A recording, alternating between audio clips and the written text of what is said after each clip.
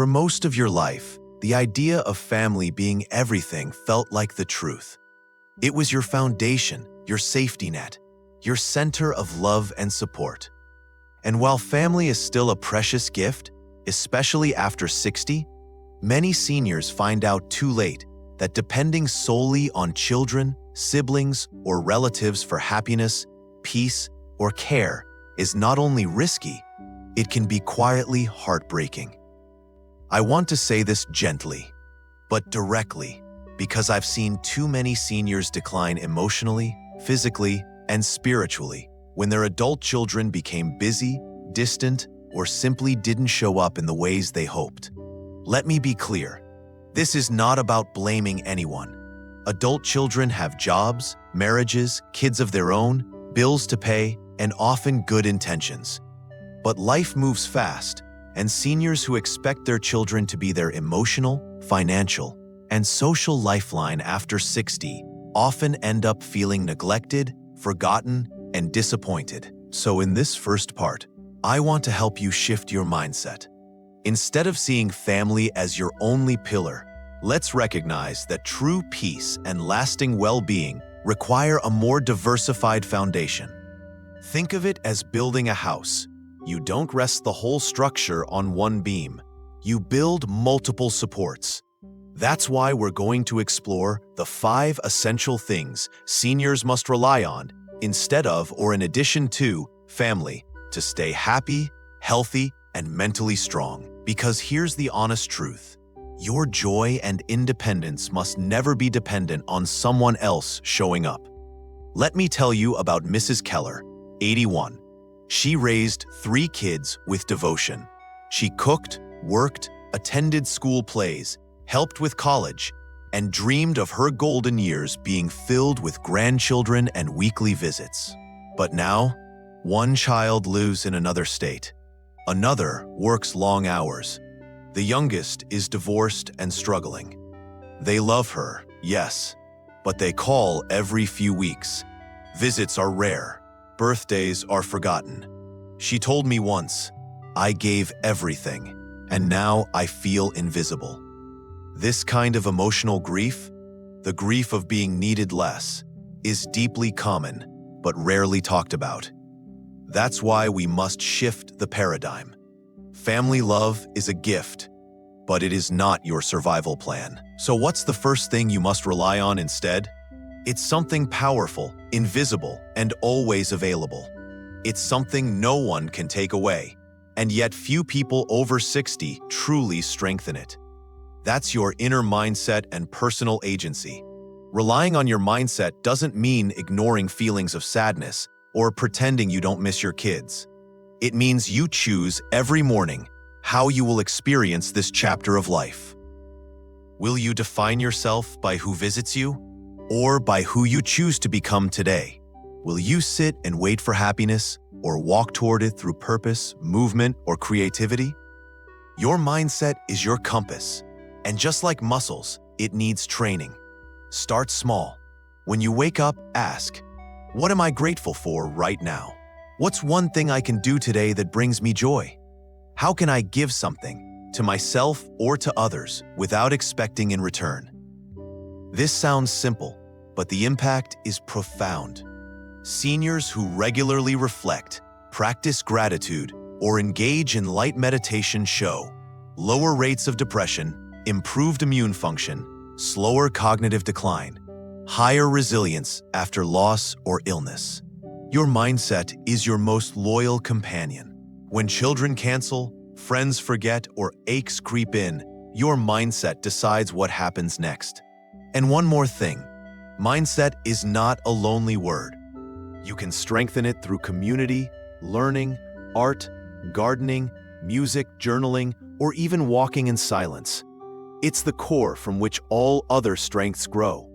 I once had a patient, Arthur, who lost his wife after 51 years. His kids were supportive, but lived far. He felt hollow. One day, he began writing short letters to himself, letters of wisdom, comfort, and hope. After 30 days, he looked at me and said, "I didn't realize how strong I still am inside."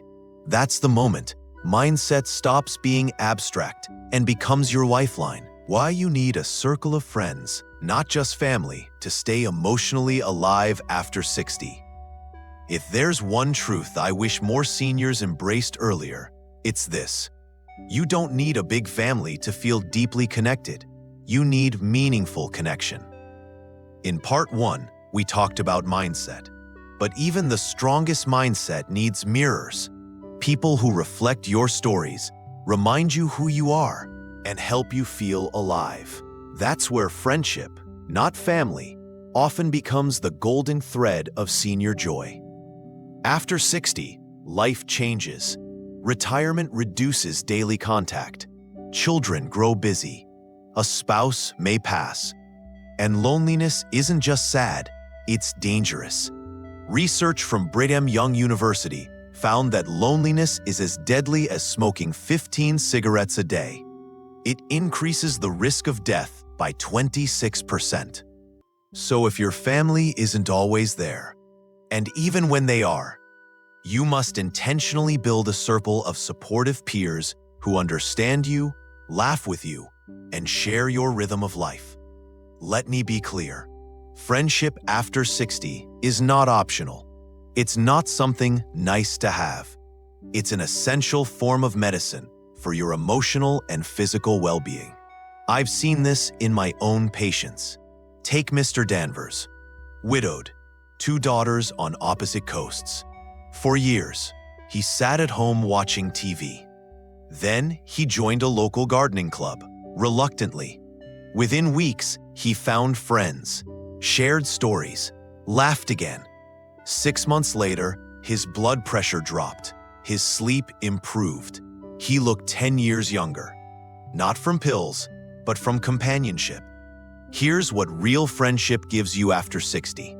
Belonging. The feeling of being seen, heard, and accepted. Laughter. One of the most healing chemicals for brain and body. Purpose. Knowing someone is expecting you, needing you. Protection. Friends often notice early signs of depression, confusion, or illness that others miss. Don't overthink it. Your new circle doesn't need to be big. Just 2 to 3 meaningful connections can change your world. So where do you find them? Local senior centers or recreation clubs, faith-based groups or spiritual communities, book clubs, walking groups, community gardens, volunteering opportunities, online communities for seniors. Yes, even virtual friends count. And remember, you don't need to be extroverted. You just need to be open. A smile, a greeting, a shared interest. I often suggest seniors try what I call the 2-seat rule. Leave 2 empty seats next to you in a group setting. When someone sits there, engage.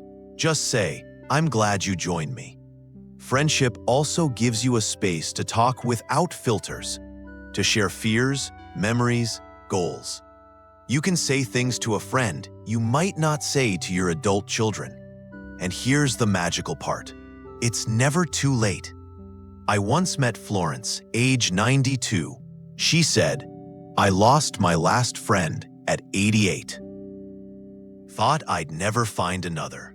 Then I started going to Tuesday bingo, and now I've got 3. She beamed like a teenager. That's the beauty of friendship in old age. It's not based on popularity. It's based on authenticity. Why seniors must build a health safety net that doesn't rely on children or spouses. It happens more often than we care to admit. A senior wakes up feeling unwell, tries to reach their adult child, but the phone goes unanswered. Hours pass. The child calls back, but by then, the situation has worsened. Sometimes it's a fall. Sometimes it's chest pain. Sometimes it's confusion from new medication. And sometimes, the person didn't have anyone nearby to help. This is not a story of neglect. It's a wake-up call.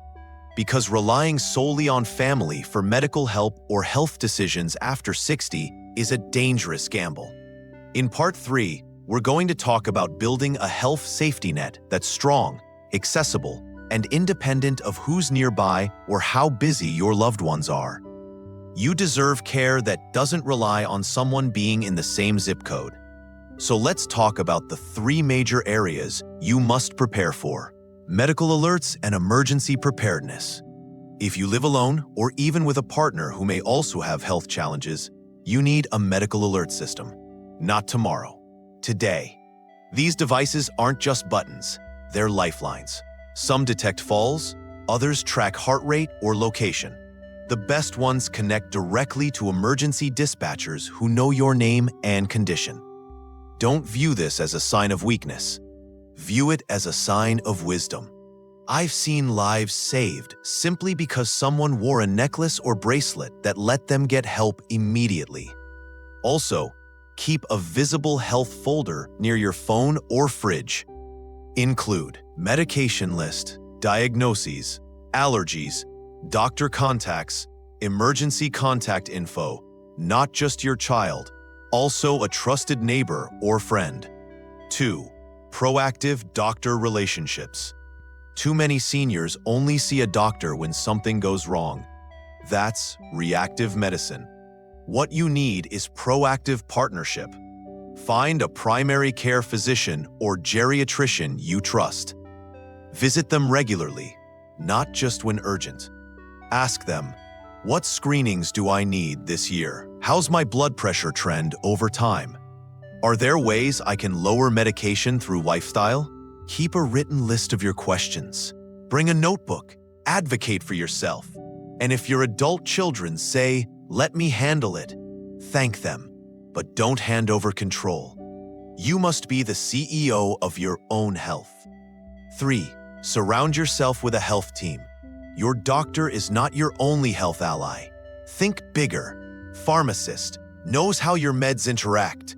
Physical therapist keeps your body moving safely. Chiropractor or massage therapist eases chronic pain. Nutritionist helps tailor meals to your body's changes. Home health nurse if mobility is limited. These are not luxuries. These are investments in freedom. You might say, but what if I can't afford all that? Start small. Many communities have free or low-cost services for seniors. Senior centers often provide health screenings, exercise classes, or visiting nurses. Some pharmacies offer free consults. Churches and nonprofits sometimes help with transport. What matters is that you stop waiting for someone else to manage your body. Your health is not your daughter's job. Your prescriptions are not your son's responsibility. They can support you, but they shouldn't carry the whole weight. I once treated a man named Victor, 76. His wife had passed, and his son traveled for work. Victor began keeping a health journal each day. Meals, exercise, pain levels, mood, blood pressure. He shared it with his doctor quarterly. 6 months in, he'd cut 2 medications in half because he took ownership. That's what a health safety net gives you. Confidence, not dependence. Why you need a daily purpose to stay emotionally and physically alive after 60. After 60, something strange and quiet often starts to happen. The days get longer, but somehow emptier. The calendar no longer revolves around meetings, deadlines, or school runs. And for many seniors, this stillness that seems so desirable during the working years begins to feel more like a void. This is why the 4th thing every senior must rely on, especially when children are distant and routines fade, is a deep and personal sense of purpose. You see, humans aren't meant to simply retire and wait. We are wired to contribute, create, solve, and serve. Purpose is not about achievement, it's about meaning. And without it, even the healthiest body begins to atrophy in spirit. One of the most underestimated medical tools I prescribe to my senior patients is this question: what makes you feel useful today? Not 20 years ago, not when you were raising children or running meetings, but today. What gives your breath meaning? Purpose doesn't have to be grand. It doesn't need to make headlines. It needs to make you feel alive. Let's break it down into 3 layers that build senior vitality. 1. Purpose gives the day shape. Studies show that seniors who wake up with a reason to get out of bed have lower risk of Alzheimer's, improved immune markers, better sleep and digestion, reduced depression rates. That reason can be as simple as tending to a plant or pet, reading to a neighbor's child, cooking a meal for yourself and savoring it, writing a memory in a journal. These tiny rituals become anchors. They tell your nervous system, I matter. I have motion. I am needed. 2. Purpose fuels resilience. Life after 60 includes loss of loved ones, of roles, of energy. But purpose helps you bounce, not break. When you believe you're here for a reason, pain doesn't erase you. It shapes you. Seniors with purpose recover faster from surgery. They show stronger cardiovascular health. They experience fewer hospitalizations. Why? Because their mind tells their body, keep going. We're not done yet. 3. Purpose brings legacy. You've lived decades. You've loved, failed, succeeded, raised, lost, grown. All of that wisdom is not meant to fade quietly. It's meant to pass on to someone, somewhere. That may mean teaching a younger neighbor how to fix something, recording family recipes or stories, mentoring someone in your old profession, starting a blog or podcast from your kitchen table, volunteering at a school, hospital, or animal shelter. Remember, your worth is not in who remembers to call you. It's in what you choose to give back.